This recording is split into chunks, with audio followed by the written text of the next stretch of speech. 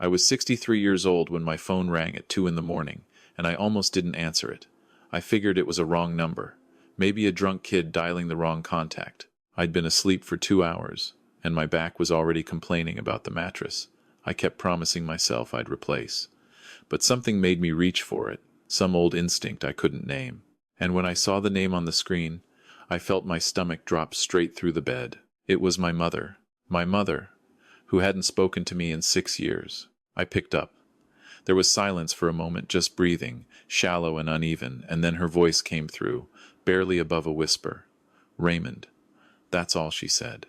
Just my name. But the way she said it cracked, desperate, like she'd been holding it in so long it had finally broken through. I was already sitting up, already reaching for my jeans. Mum, what's wrong? She whispered something I couldn't fully make out. I caught 2 words, clearly. Help me. The line went dead. I want you to understand something before I tell you the rest. My mother's name is Eleanor Marsh, and she is 71 years old. She spent 34 years teaching elementary school in Barrie, Ontario. She made the best butter tarts in the county. She volunteered at the food bank every November. She was the kind of woman who remembered every neighbor's birthday and always had a casserole ready when someone's husband passed. She was warm and stubborn and fiercely proud, and when my father died 12 years ago, she held our family together with both hands and never once asked for help. She was not the kind of woman who called anyone at 2 in the morning saying, "Help me." I drove 4 hours from Kingston that night. The whole way up the 400, I kept calling her back. No answer. I called my younger sister Patricia in Sudbury. No answer there either. I called Eleanor's neighbor, Mrs.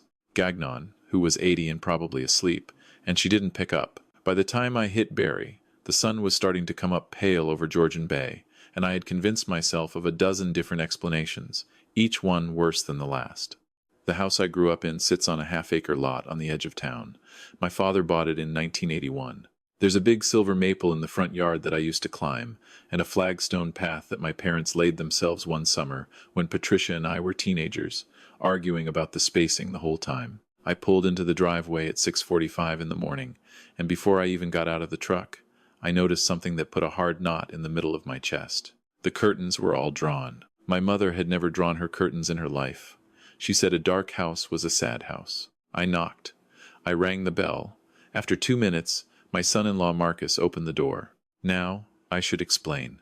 My mother has one other child, not Patricia, but my younger brother Callum, who is 58 years old and has lived in Barrie his whole life. Callum married a woman named Diane 17 years ago, and together they have 2 children, a son, Marcus, who is 34, and a daughter, Sophie, who is 26 and lives in Vancouver. When my father died, Callum was named executor of the estate. When Eleanor got older and started talking about what would happen to the house and the property, it was Callum who was there. Callum who took her to the lawyer's appointments. Callum who positioned himself quietly, steadily, patiently as the son who was present. I was the one who'd moved away. I was the one who'd taken a job in Kingston and built a life 300 kilometers east.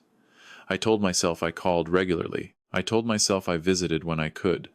But the truth I had to sit with later, alone, in a way that cost me something, is that I let it happen. I let Callum and his family become my mother's whole world, because it was easier than being there. Marcus was wearing a bathrobe and a look on his face like I'd shown up to repossess something. Raymond. He didn't open the door all the way. What are you doing here? My mother called me last night, I said. I want to see her. She's sleeping. She's not well. You should have called ahead. I did call. Nobody answered. I kept my voice level. Marcus, it's 6 in the morning, and I drove 4 hours. I'm not leaving without seeing her. He looked at me for a long moment, and something moved behind his eyes, a calculation, quick and cold, and then he stepped back and let me in. The house smelled wrong. That's the first thing I registered. My mother's house always smelled like coffee and whatever she was baking, and the particular lemon soap she used on her floors.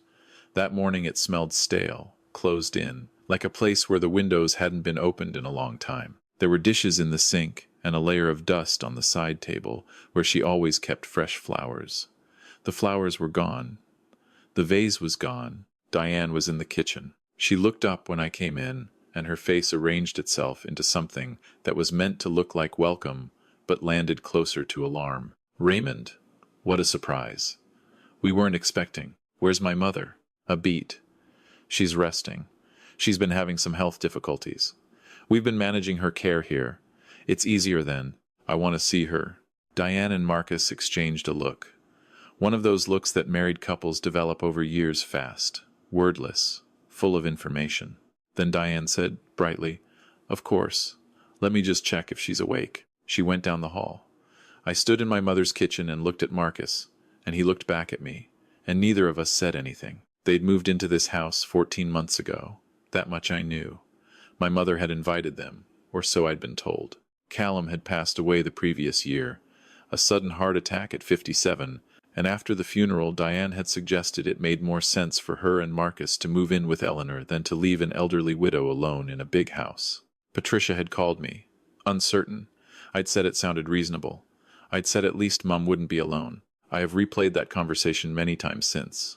Diane came back down the hall and said my mother was awake and I could go in. I went alone. She didn't offer to come with me, and I didn't ask. My mother was in her bedroom. She was sitting up in bed, and when I came in she looked at me with an expression I cannot fully describe.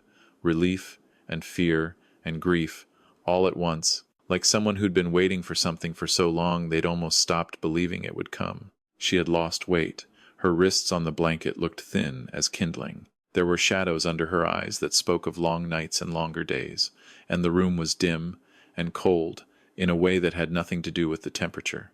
I sat down on the edge of the bed, and I took her hands in mine. "Mum." I couldn't manage anything else for a moment. "You came," she whispered. Of course I came. She looked toward the door, then back at me, and in a voice so low I had to lean in to hear her, she told me. It had started small. After Callum's funeral, when Diane and Marcus moved in, they'd been helpful at first cooking, driving her to appointments, managing the house. But within a few months, things had shifted, slowly at first, then with increasing confidence. Her bank cards were being kept safe because Diane worried about fraud. Her phone was monitored. She was allowed to make calls, but only on the main phone in the kitchen, where Diane could hear. Her doctor's appointments were now attended by Marcus, who spoke on her behalf and steered the conversation. Her friends had stopped visiting after Diane told them Eleanor wasn't up for company. The property, the house, the half-acre, the small woodlot at the back that my father had bought separately in 1989, and which was worth 3 times the house itself, since the developers had moved in nearby, was in the process of being transferred. "They had me sign things," she said. "I didn't understand everything. Marcus said it was tax planning. He said Callum would have wanted it." My hands were very still in hers. "And last night?" I asked. She glanced at the door again. "Marcus's wife, his girlfriend. She's been here this week. She left her mobile in the sitting room. I waited until they were all upstairs. I only had a few minutes." She looked at me. "I called you first." I had to breathe very carefully for a moment. I told her I loved her. I told her I was here. I told her, and I meant every word, that I was not leaving without her. She squeezed my hands and nodded, and then she said, quietly, "Be careful, Raymond. Marcus is not like Callum. Callum was weak. Marcus is something different." I left her room and went back to the kitchen, and I asked Diane, pleasantly, if I could stay for a few days. Family visit. Catch up with Mum. I watched Diane's face, and I saw the thing she was trying not to show. She needed time. She needed to make calls, check paperwork, figure out how to manage this development. Saying no outright would look wrong, so she smiled and said, "Of course, there was a guest room." I sent 2 texts before I went to bed that night. One to Patricia, telling her everything. One to a lawyer I knew in Toronto whose specialty was elder law. And then I did something I hadn't done in years.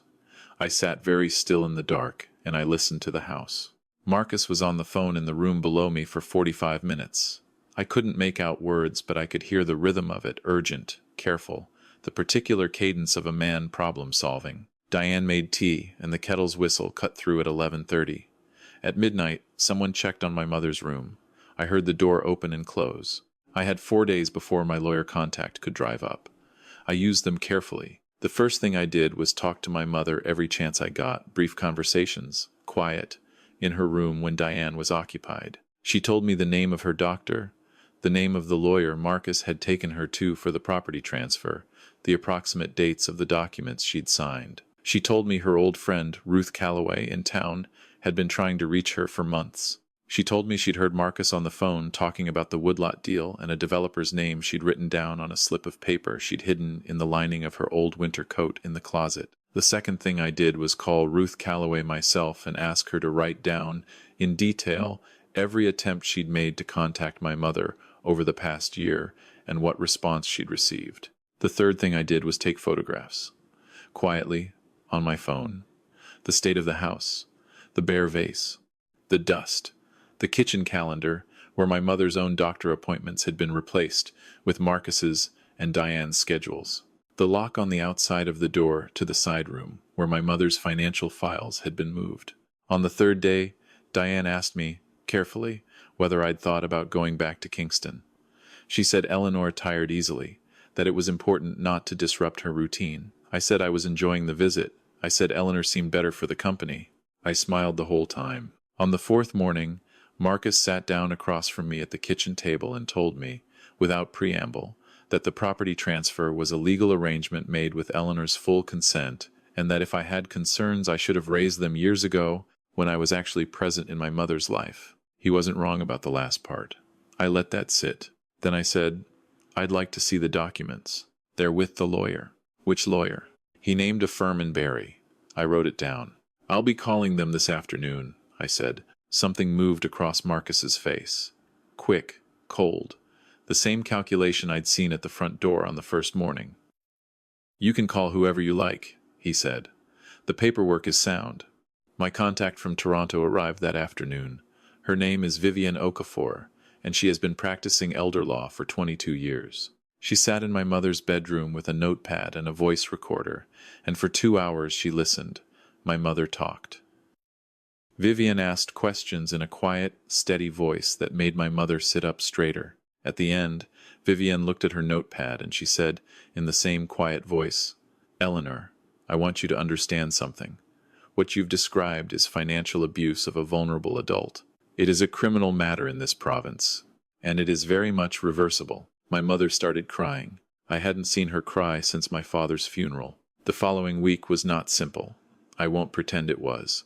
Marcus retained his own lawyer, and there were phone calls and letters, and one evening in the front hallway of my mother's house, when he stood very close to me and told me, quietly, that I was going to regret making this difficult. I looked at him for a long moment. I thought about my mother lying in that dim room. I thought about the lock on the file cabinet and the phone calls in the night, and Ruth Calloway's unanswered messages. You've made your position clear, I said. We'll see you in the process. What the investigation found, in the end, was substantial. The property transfer documents had been prepared by a lawyer who, it turned out, had a prior professional relationship with Marcus, a fact that had not been disclosed to my mother. An independent assessment of Eleanor's cognitive state, conducted by a geriatric specialist, confirmed that she was of sound mind, but had been systematically isolated and pressured to sign documents she had not fully understood. The bank records showed a pattern of transfers from my mother's account over 14 months, totaling just over $60,000, designated as household management fees. Under an informal agreement, my mother said she'd never consented to in writing. Marcus and Diane were removed from the house in February. The property transfer was successfully challenged and reversed. The Crown Attorney's office opened a file. My mother came to stay with me in Kingston for the winter. She brought her butter tart recipe and Mrs. Gagnon's phone number, and the old wool coat with the slip of paper still in the lining. On her first morning there, she opened every curtain in my house before I was out of bed, and when I came downstairs, she was standing at the kitchen window looking out at the snow on the lake, and she looked like herself again, smaller than I remembered. And older, but herself. I'm sorry it took me so long, I told her. She turned around and looked at me the way mothers look at their children when they've said something that is true but not sufficient, and she knows it and she knows you know it. You came, she said again. That's what matters now. But I want to say something more than that, because Eleanor was lucky, and I know she was lucky, and not everyone is. She was lucky she found a phone. She was lucky, I answered. She was lucky I knew a lawyer and had the resources to drive 4 hours at 2 in the morning and take a week away from my own life to sit in that house and watch and listen and document.